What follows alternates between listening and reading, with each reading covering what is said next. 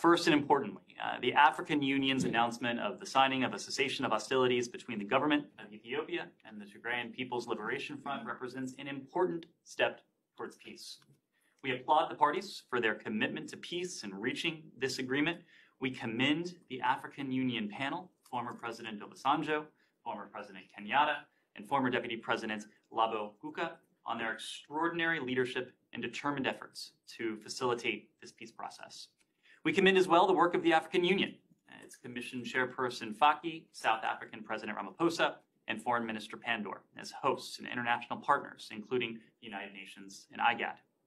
The United States remains committed to supporting this African Union-led process and to partnering to advance peace in northern Ethiopia. You know, one thing the Ethiopian government would like is to get back into the AGOA duty-free trade terms. Is that something that could be considered now that there's, as they've said, a permanent cessation of hostility? So, Simon, as we said last year, I believe it was, this was not a step that we took lightly. It certainly was not a step that we wanted to take. It was a step that we were obligated to take. As you know, the restrictions and the requirements, I should say, of in the law, they're statutorily defined. We apply the facts on the ground to those statutory requirements for eligibility for AGOA. We detailed at the time exactly how Ethiopia had fallen short of those statutory requirements. It is certainly our hope that the Ethiopian government will be in a position to take steps that will allow it to once again be eligible for AGOA. It would be a good thing for the United States, but even more so, it would be a good thing for the people and the government of Ethiopia.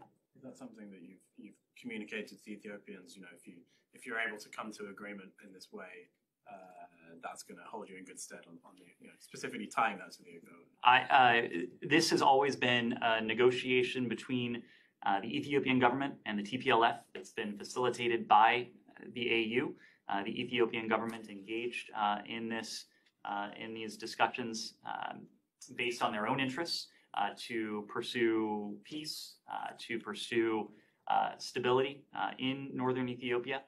Last year, we were very clear when we made the announcement of Ethiopia's ultimate removal from the AGOA program about why we were taking that step and the steps they would need to take. If that discussion featured into the government of Ethiopia's thinking, I would need to refer you to them. But ultimately, these are decisions, sovereign decisions that the Ethiopian government has made in the context of what has transpired recently in South Africa. Yes.